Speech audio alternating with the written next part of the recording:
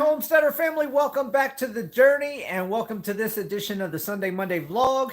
I'm going to dip into a side subject real quick, and that is good old coffee. So one of my wonderful subscribers out there sent me a thing of coffee, but not just any ordinary coffee, pumpkin spice.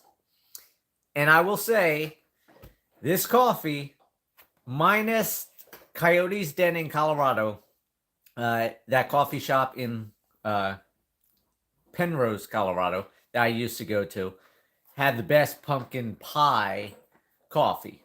Pumpkin spice, but they called it pumpkin pie. This is the second, and this is the best K-Cups or any type of flavored coffee I've had, which is Pete's Coffee. So it's not a sponsorship, but if you really like pumpkin spice, this is the best. It's like drinking liquid pumpkin pie. It is delicious. And I also want to throw this out there too. So I don't know about you, but if you use K-Cups, sometimes the foil on the top blows out and you get grinds in your coffee cup. So I bought one of these little coffee screens, and I just sit this inside of my coffee cup and let the Keurig put the coffee right through. You do know about me. You do too know about me. What do you mean, Steve? What do you mean? You do too know about me. That don't make no sense. But, like I was saying, I put this inside my cup. Your coffee. Well, I don't know if you like pumpkin spice coffee or whatever. I know you drink regular coffee. But anybody using the Keurig things, you put the strainer in your cup, you let it go, and then you rinse this off. And if the K-Cups ever explode, then that saves you from getting the grinds in your coffee and wasting a cup of coffee or wasting a pod, because these pods now are expensive. But anyhow, I just want to throw that out there. Anybody that likes pumpkin spice, Pete's Coffee is the way to go. And thank you to my subscriber that sent me the coffee. It's delicious. Anyways, getting back to the Sunday Monday vlog. Since Steve's in here talking, I'll start out with Steve as I finish my coffee. So, the forestry mulchers came, and unfortunately, I didn't get much forestry mulching done because wonderful Steve took all the time away from me. DT likes espresso. Well, DT, pumpkin spice coffee's better, or maybe a slice of pumpkin pie to go with your espresso.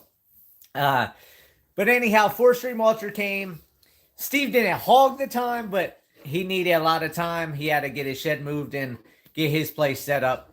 And then rest of the time, I got 4.5 hours. Yeah. That was...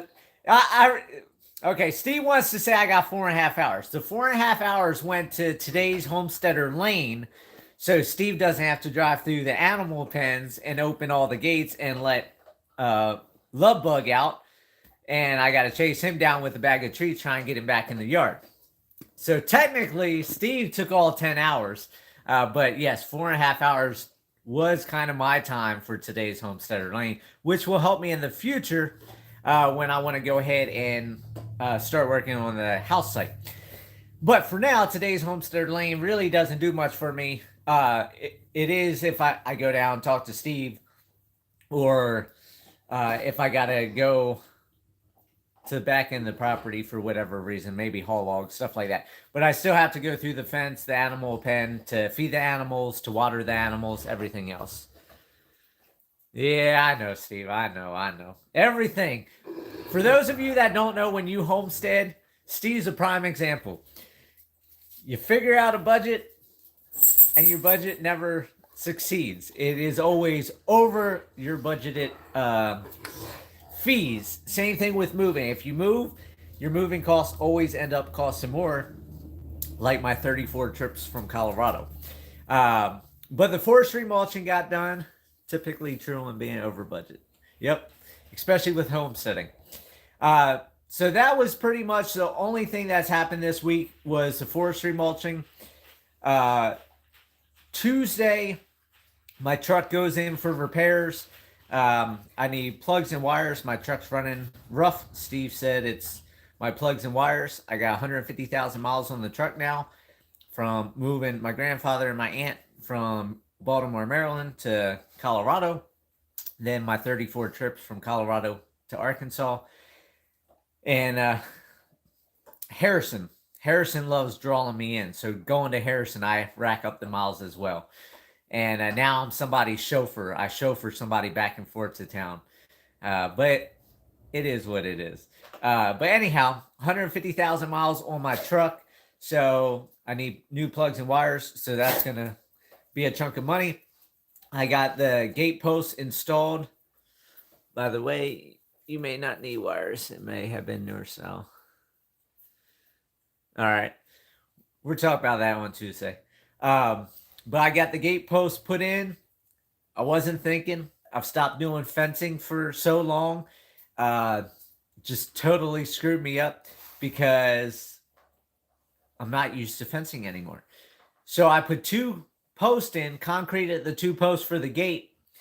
So it's an H brace, and the gate's going to attach to the H brace. However, when the big gate comes out this way, it wants to pull the post over. So I totally forgot I needed a 3rd post back here. So it's an L shape to support the gate. So now I'm going to have to go buy another post, get that concreted as well to support the gate. So that's going to be another week out of doing that. But what I'm going to do is I'm going to slap the gate up on the H brace for now and chain that across the road. And then I need to put a post across the road, but there's a tree there, so I can chain it to that. So that way I'm not going to swing the gate back and forth. It's just going to sit where it is for now until I get the 3rd post put in for support. And then I've been waking up early.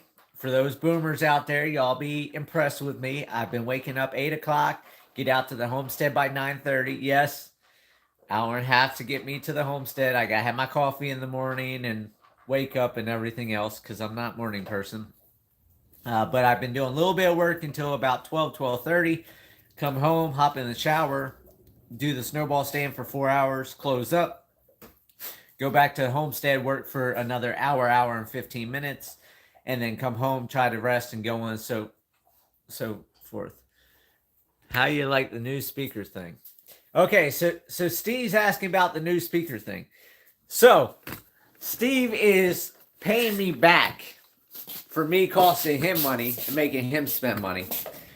So my phone speaker is okay, better than my last phone.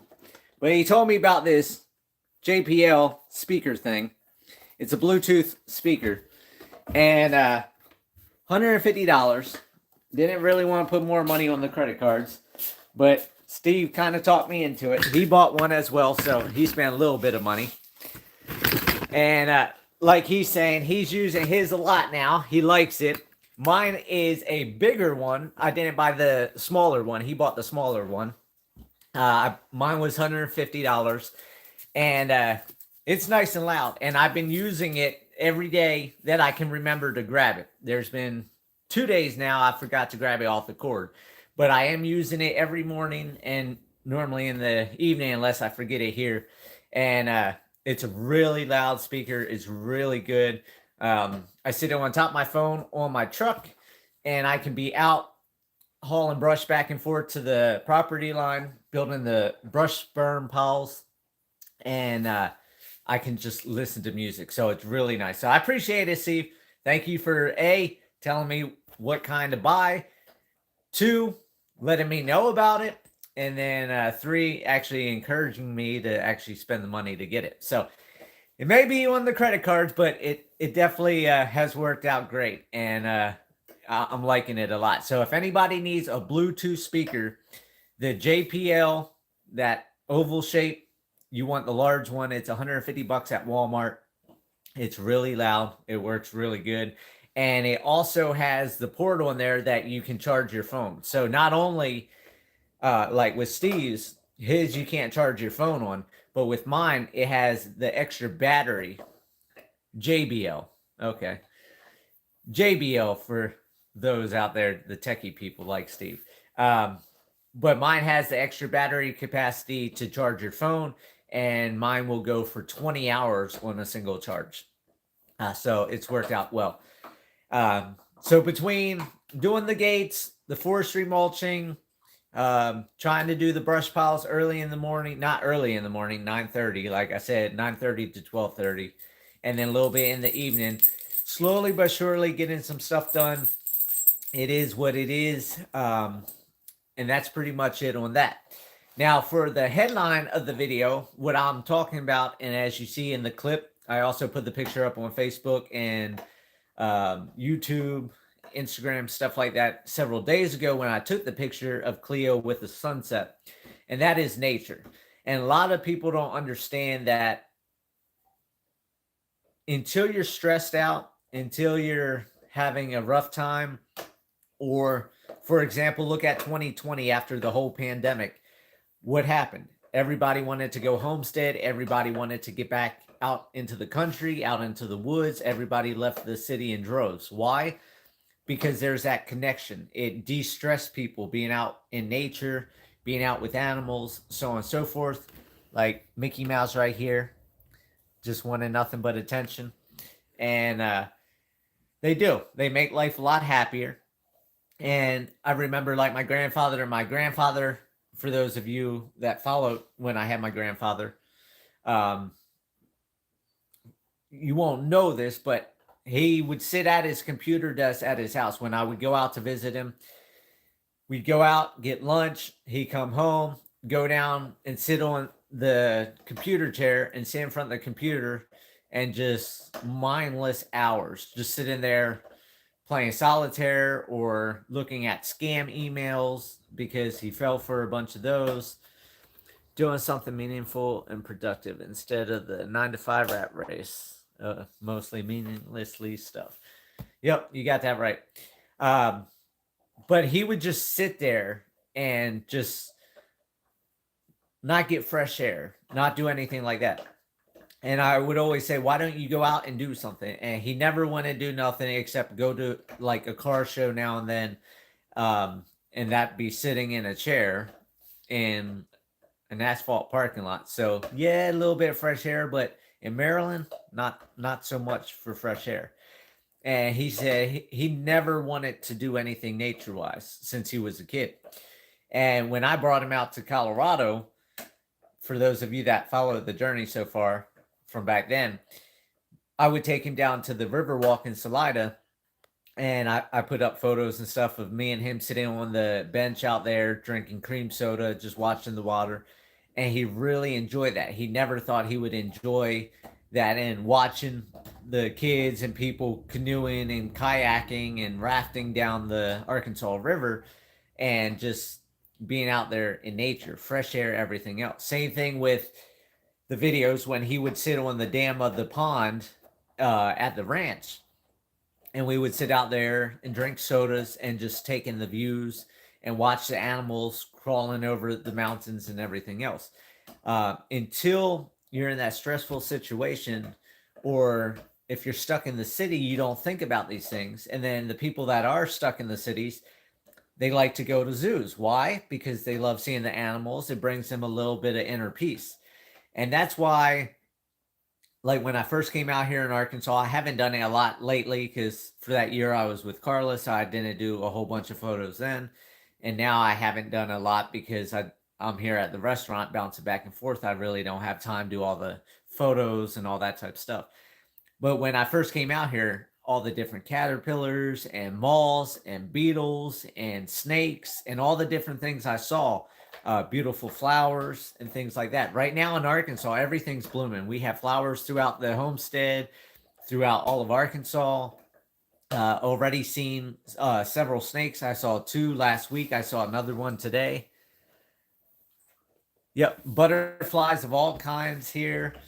And Steve has no idea. He's going to see everything over the next several months and years and decades and everything else, all the things that come to life. It's just starting. He's only seeing the very, very tip of it. But that's the thing. You need to, if you're stressing, if you're having a hard time in life, just go out to a park, go for a hike, go sit in your car if you don't want to be out in nature. just drive out somewhere, listen to music, and just look out the window at a sunset or a sunrise or a stream or something like that. It brings back the instincts that we have of we shouldn't be in these houses 12, 14, 15 hours a day, or in offices or cubicles or shops or stores. We should be outside. Not on computers, not on cell phones, not on everything else. We should only be using the cell phones and computers for a little bit of relaxation, de-stress, and stuff like that after a long day of work. Like me, when I'm not doing the snowball stand like right now, I'm at the homestead for 8 to 10 hours a day. I'm outside in nature all day, come home, watch my TV shows. That's my little de-stressor, because I'm doing work on the homestead. Now, if the homestead was completely built, my house was there, the barns were there, the root cellar, all that stuff was done, swimming pool, horseshoe pits, all that type of stuff was complete, then I wouldn't have no stress. My stress is the animals ate everything down to rocks. They're not on grass. There's no trees and bushes to chomp on anymore, except the bark that they pull off the trees, which will kill the trees eventually. Not having the money for the fencing, not having money for the barns, not having money for the house. And I can only do so much at a little bit of time. I mean, look, the Homesteading family, they're set up on the homestead. Look now, Steve's set up on the homestead. Everybody's on the homestead but me. And it's just, I wish I was rich like the Homesteading family and Steve. If I was rich like them, I would be living there already. But, I'm just not rich like them. The stress is the wait times. Yep. And that's what a lot of you are probably thinking too, is I know a lot of people want a homestead. I know a lot of homesteading channels put out there that homesteading's cheaper than living in the cities, that you can survive off of homesteading and all this, and it's not. And that's, like I've said before in some of my videos, the lies about homestead, I think I did a video on that, is everybody thinks homesteading's so cheap. And it's not, unless you want to sacrifice and struggle. Like, if you go back to the 1800s, the original homesteaders, they didn't have money to go out to the store every day. They didn't have money to go to restaurants or buy chainsaws or all that type of stuff. They had a pickaxe and a shovel, and they did everything grunt work. They didn't have the luxuries of running equipment and things like that. Some of them ate potatoes 7 days a week to survive. If the cow got sick and you didn't get milk from the cow, you didn't have milk until a year later after the cow was bred and had another baby and was able to survive. If the cow died, you never got milk ever again until you could afford a new cow. Some of those honeydews sprouted. For those of you that don't know, since Steve's throwing all this out there, Steve's thrown out a bunch of seed just to see how Arkansas does for growing. And he's got sweet potatoes growing. Now he said he's got honeydew growing. He's got garlic growing. He brought some trees from Michigan that are growing. Things are sprouting all over. Old seeds, not brand new seeds. So he's going to learn. A lot of stuff will grow here really quick. But if you're really considering homesteading, it's going to be more expensive than your lifestyle, most likely.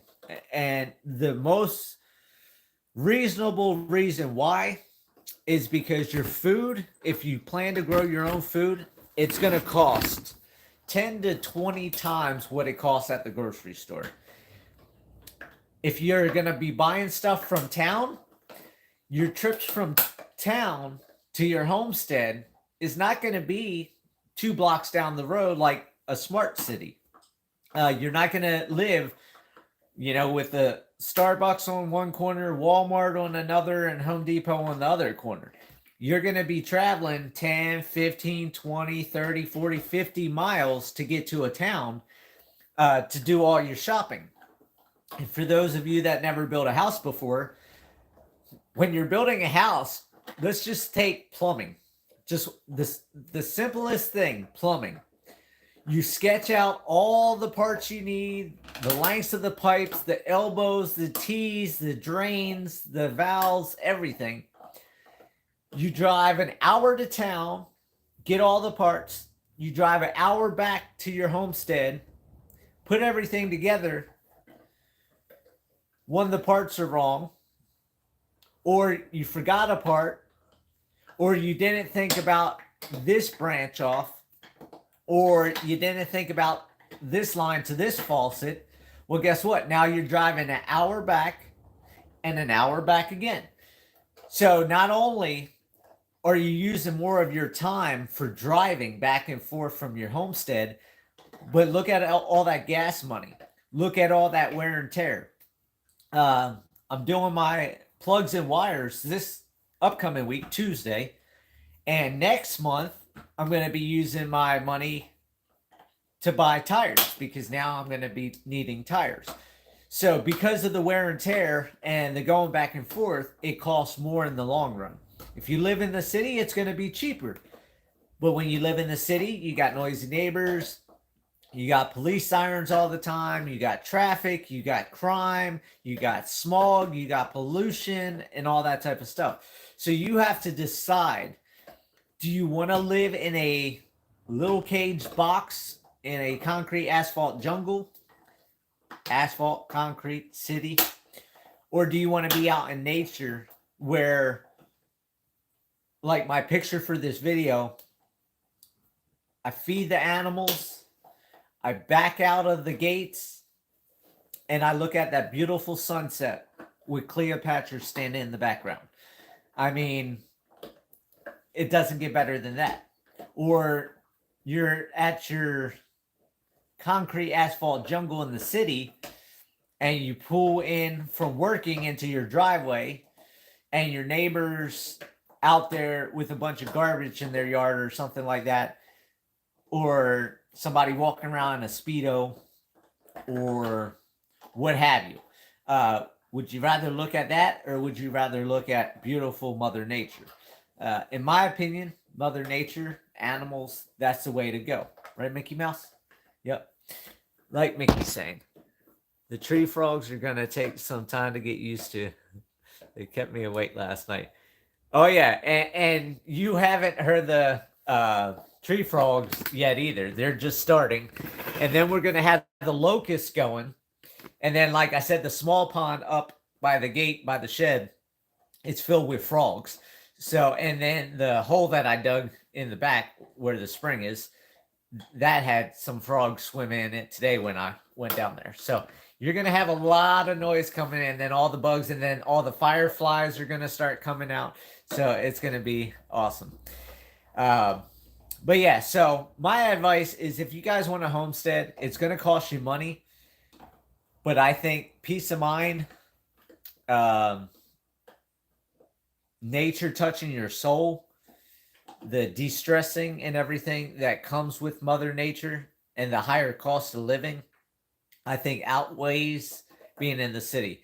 Because when you're in the city, it's a worse kind of stress than homestead stress. You got more toxins, you got more pollution and all that type of stuff. And that affects your health. When you sit inside a house, you got to think of this too. All the houses nowadays are chemicals, made up chemicals or engineered chemicals or things like that. This couch, if you look at house fires now, they burn so hot because of everything being chemical. This is chemical, couch is chemical, the paint on the wall is chemical, electric wires chemical, everything's chemical. It's not natural like it used to be when it was just log cabins and moss for insulation. You're not breathing nature when you're living in the city inside your house. And that's the thing that's probably a lot of people aren't realizing is affecting mentally, for like dementia like my grandfather had, or Alzheimer's, or cancer, or all the different things. It probably comes from sitting inside an office, inside a cubicle, inside your house for all these hours and not getting that fresh air. And that's why my house is going to be rock. It's not going to be all this chemical stuff. It's going to be rock and concrete. Concrete's some chemical, but not as bad. And I won't be in my house all the time. Once I'm on the homestead, I'll be out doing things. I'll be playing horseshoes with Steve. I'm going to get a pool table. We're going to be shooting pool. I'm going to have swimming pool. I got the animals. I got fencing to do. I got so much stuff to do anyhow that I'll be out there. Gardens, flower gardens, honeybee hives, orchards. I mean, the list goes on and on and on. And a lot of big things are probably going to happen this fall. I'm thinking I'm going to have the money now for an excavator by this fall. So I'm going to run a tracked excavator, 80,000 pound unit, and get a bunch of ponds put in. I'm going to do all different stuff across the property. So I got all that stuff coming up. But homesteading, Mother Nature, animals, that's the way to go. And that's pretty much all I got to say, unless anybody's got any questions. Like I said, it was in the 60s today. For the next 10 days, it's going to be in the 70s and 80s here. Beautiful weather. Ticks are out like crazy. As we get warmer and warmer, more and more are coming out. But that's Arkansas for you. And yeah, let's see. I know I'm going to have some people, they want to see the Anatolian Shepherds. So there's Max to the left, chewing on his bone. Minnie Mouse sleeping. Lazy bum dog. Chubbers over there. Chubs. What you doing, Bubba Chubs? And then, of course, Mickey Mouse over here, laying on the couch. So I hope everybody has a great week. I hope everybody had a great Easter. If you celebrate Easter, whatever holidays happen, I don't keep up with holidays. It's not my thing. Today was just a normal day for me. Just a normal Wednesday, because when you own camels, it's always hump day. And just getting things done. So tomorrow, I'll be out on Homestead again in the morning. Get what I can done. Snowball stand for 4 hours. Back to the homestead, do a little bit more. Tuesday, doing my plugs and wires for the truck. And then Wednesday, Thursday, Friday, Saturday, Sunday, same thing over and over and over. Week after week until winter gets here or fall. And then I'll probably close the snowball stand down September. Maybe July. I don't know. It depends on how everything goes. If I have slow days or very limited people coming in like last year, then I'll probably just shut it down so I'm not burning electricity and running machinery and all that type of stuff. Because there's no reason for me to spend money to be open like I am now. But I don't want to close now that I'm open, go back and forth. But that's pretty much it for this week. So stay tuned. I'll try to do a small video with the animals. Go let you guys see all the baby goats growing up and stuff like that, because I know some people are asking about that.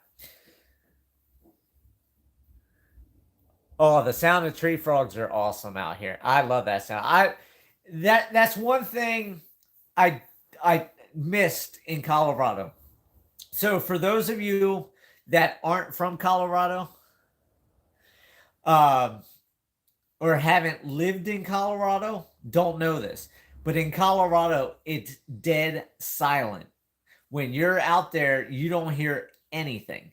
It is just like, for those of you guys that remember my best friend, Brian, that I've talked about before, from Colorado Springs that I lost, he came out to the house that I did, the 2-story house on Southside Cotopaxi. And when he stayed with me, he said he could hear the voices inside of his head because it was so silent, because my house was so well insulated. I had over 6 inches insulation in the walls, 12 inches in the ceilings, and it was plywood inside and out. So my house was built like a fortress, as everybody knows. But when you were out there, it was dead silent. Now, like Steve said, Coyotes, you hear coyotes and stuff like that. But there's no bugs. And that's what I miss from being back east. When I was back east, listening to the cicadas, the different bugs, the lightning bugs, the bees buzzing during the day, just all the different insects and life, And in Colorado, they didn't have all that.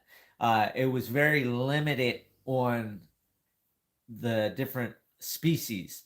So if you look, say, for whatever state you're in, if you're in Georgia, say how many species of animals or insects are in Georgia, how many are in Colorado, how many are in Arkansas, and you see. Same thing with trees and stuff like that. Now you look at like the Amazon jungle, they have the most species of everything because that's the jungle, the tropical rainforest.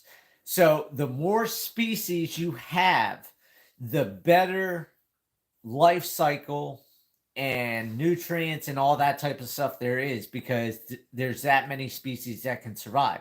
Then you go to like Africa, where the desert, you have the different species, but they're very limited because there's not a lot of feed and forage and things like that for a lot of species to survive.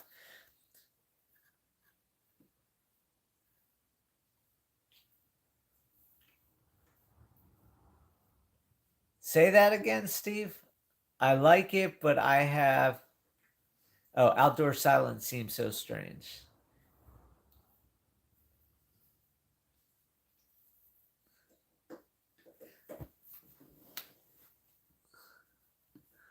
Okay. But yeah, the silence in Colorado, it was definitely weird. That took me a lot to get used to, because my grandmother that lived in Baltimore, Maryland, when I would go down there for the summer and stuff, the railroad tracks were right against the back of her house. Um, there was a swimming pool behind the house, and then the railroad tracks. But I grew up listening to all that noise, and then I lived in neighborhoods my whole life, so it was nothing but noise. When I lived in Colorado Springs, I was in a townhome, so it was nothing but noise. So when I moved out to Southside Cotopaxi, when I lost everything, became homeless, I was out there and there was no noise. So that took a lot of getting used to. And that's another thing I guess you can talk about as well, is if you're looking at homesteading, depending where you go, like Colorado or maybe the desert or something like that, Nevada, Arizona, New Mexico, you might not have noise. Um, if you're used to fire trucks, police, ambulances, neighbors, and stuff like that, that's going to be a big thing that's going to be hard for you to get used to, is not having all that type of noise and getting back to nature. But Arkansas definitely has that.